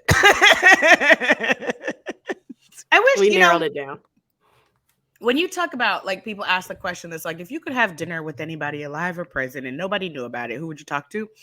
I think Beyonce is now on my list because I want to know from Beyonce, like, there's so much politics going on around you, like at all times. And I'm sure people are pulling you in different directions. And I want to believe that you care. And yet on a random Wednesday, you drop like a selfie with no caption. You just drop it and move on. Like, just whatever. Timeline cleanse and you just move on. So I would just want to know, like, how do you feel about this? Like, what? And maybe you're doing something behind the scenes. Like, maybe you're also just like, humanity is dead. So I'm going to just make music y'all can enjoy. I struggle with this concept of because I really believe there's an intersection between pop culture and politics. That's something that I've been really passionate about and interested in. And this idea of musicians and artists and etc. using their platforms to amplify different messages and programs and protests, etc.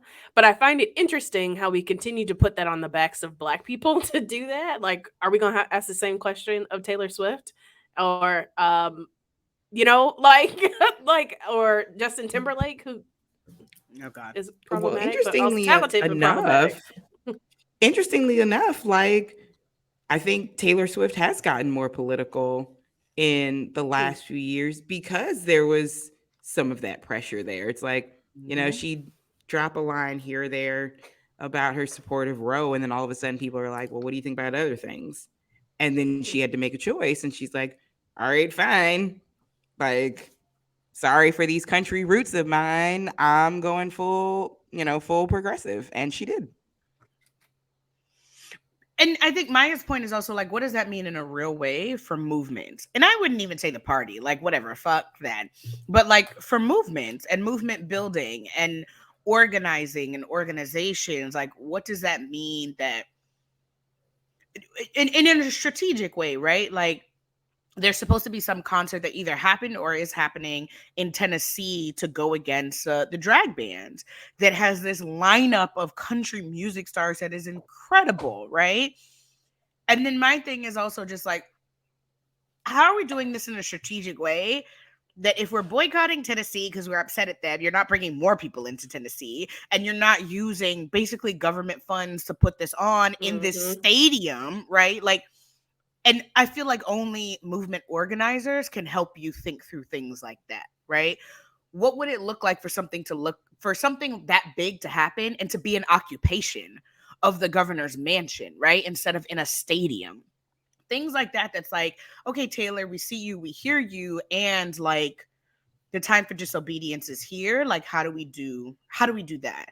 How do we add to what you're doing to add to the infrastructure of movement that's being built? Knowing that if you say a thing, like people are gonna do it. It was Hmm. after wherever Trevor Noah was, where he was like, okay, Swifties, do something about the price of eggs. And then they were all on like Twitter. And then it became a thing where they were like, the price of eggs went down a little bit. And they were like, the Swifties did it, whatever. But like things like that, that's like, we know that y'all will move. We know that if you say the thing, people will do something about it, good, bad, or indifferent. So, how do you join that with movement to get those folks to do something? Lindsay, add it to your list.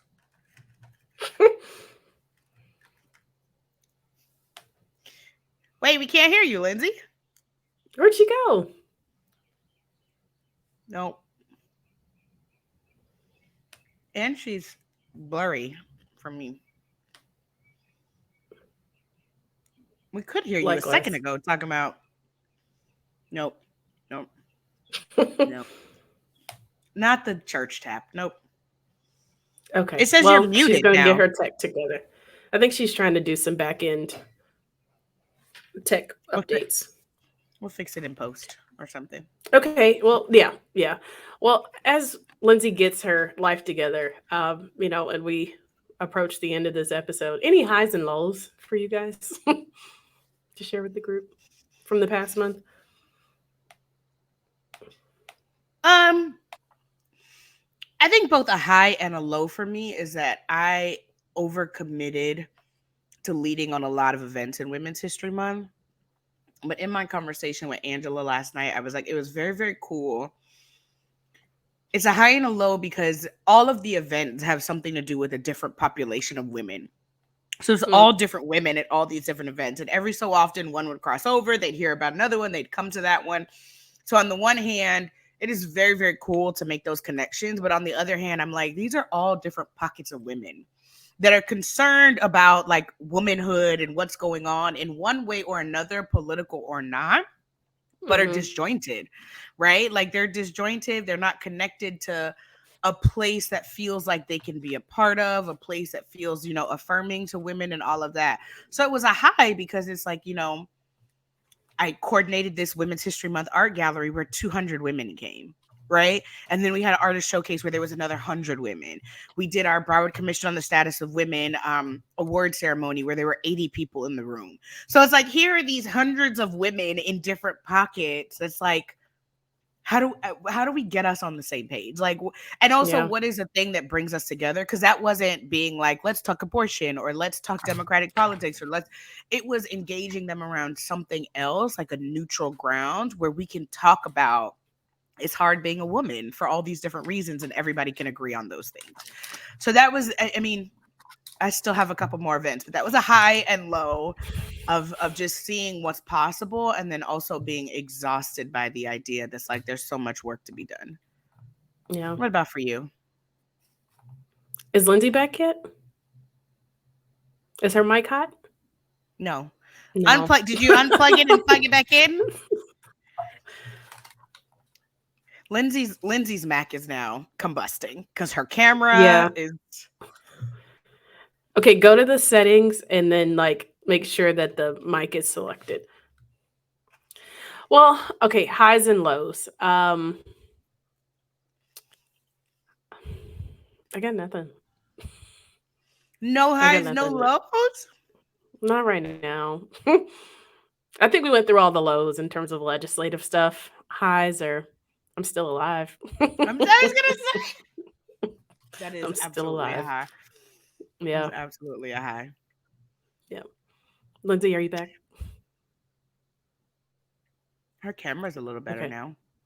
Unmute. Yeah. Well, she looks like she's working on something. Is she texting us? I don't understand what's happening. No, okay. Or she could just try to use her AirPod mic and see what happens. This would be great. Be wrong. Yeah, it is. And everybody watching and listening to this episode is like, WTF. But hey. Listen, Okay, we so are that not. Yes. Okay, yeah, no, but the mic failed me. I don't know what happened. So It failed I'm you on at the AirPods. It failed you at the same time that your camera went like pixelated. So it was weird. Yeah. So maybe it was your computers. Like, that's enough for today. Right. It's Yeah. enough internet for today. Oh, damn. And I had a whole like thing I wanted to follow up on Taylor Swift and I forgot it because I couldn't work the tech. Like an old Gen Wire. I couldn't work the tech. So highs and lows. Aren't you a is that what- millennial? Yeah, we were talking about highs. Gen and Y lows. is millennial. Before millennial was a No. thing. We were Generation Y. That's what I'm saying. I'm on the old end of the spectrum. Beyonce and me. We're the old heads in the generation. So highs and lows for Women's History. Is that what we're doing? Just since last month. So I guess Since last month. Oh. My highest high was seeing Usher last weekend. Yeah. Maya get tickets to the residency. It's worth all the coins. All the coins. Oof. I don't want to bring the group down, so I'll save my lows in my back. after all the shit we okay. just talked, we don't want to bring the group down. That's right. It's rough out there. It's rough in these streets. So y'all stay is safe. Yeah.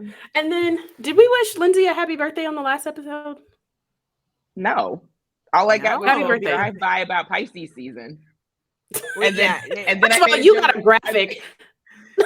First of all, I was joking. I gotta stop making jokes to Jasmine. I was like, I want a fancy Canva, and Jasmine's like, say less. That's right. that didn't feel like a joke to me. Like, and even if you said that's a joke, it still would have happened. So Yeah, that's what you got a graphic. Hey, just like our Christmas list episode, very much a joke, and you were like, too late. I've already made the Canva. I'm already titling the. Are we gonna sing? Like, what are you saying? Yeah, in the key of F. Where's the organ? No, give it to me in the key of life, like Stevie Wonder. That's what I want. Me. Is that too high for you? No need to. Hey, no need to serenade, ladies. I know your hearts. I know your heart. Well, she said she got some dry ass birthday, so we're gonna give you a song. It's a little high for me. I'll harmonize. There we go.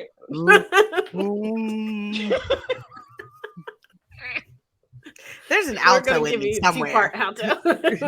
Did. Gonna give you this two-part duet harmony right quick. Did. Happy birthday to you. Happy birthday to you. Happy Happy birthday. birthday. Oh God. There's a delay. There's Oh yeah. Mhm. Yeah, that I mean, reminded me back you when were we were on harmonizing. Zoom. Hey, listen, in my wonky tech, y'all were harmonizing. You were there together. I heard it.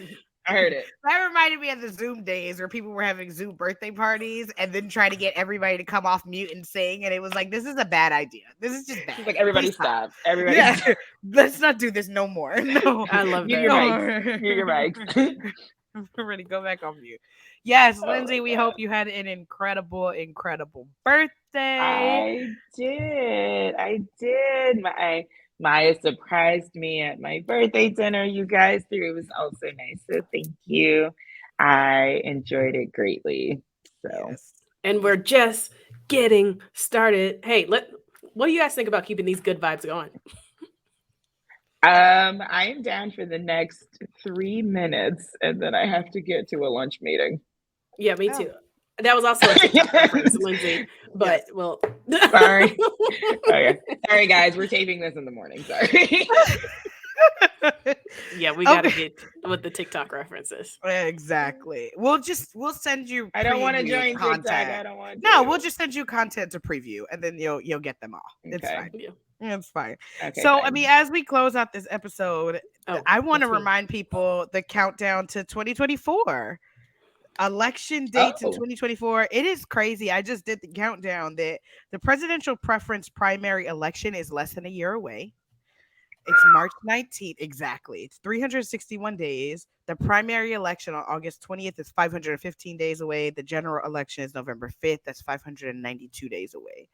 So it's like when we think about the fact that in less than a year we'll be voting on some presidential candidates and in the preference primary, that's wild to me. Fair. But I think that I know it inspired my urgency. So I hope it doesn't inspire dread, but So, you know. I mean, not dread, but like, I guess we got to get going on re-registering everyone who votes by mail, since people don't know they were dropped from that role. Yep. Who registers voters? Do I also have to hold that bucket of water? Is that my bucket of work too? That's right. Let me get your email Right. changed. All right. Thanks everybody for listening to today's episode. And for your continued support. We appreciate it. You guys are awesome. And keep us You keep us on our toes, and y'all support really you. does mean the world. Thanks, guys. Oh, okay. So, and we're out, I think, is how that works. You gotta do the outro. Okay, I thought you were going to say something as I queued Oh, it up. okay. All right. Oh, we did that. That sounded perfect to me. So, well, while It you're getting did. it out, you know, we're All right. working on the tech. For right now, we are the engineers, the producers. We write the scripts. Like we are Right. a fully functioning reality TV show at this point. So That's right. That's we're right. doing We the should best One that pitch we better to can. tech. We MTV. need money. Right. That's right. If you're interested in interning with the Florida Black Girls, My hit us God. up at info@flblackgirls.com. Please, yes. And go to our website. Episodes are also available there. If you're listening on Spotify or Apple Podcasts, give us some 5-star reviews so we know that you're listening and that you enjoy us. Follow us on Twitter, FL Black Girls. Just FL Black Girls. Also on Facebook and the Instagram. Thank you all so much.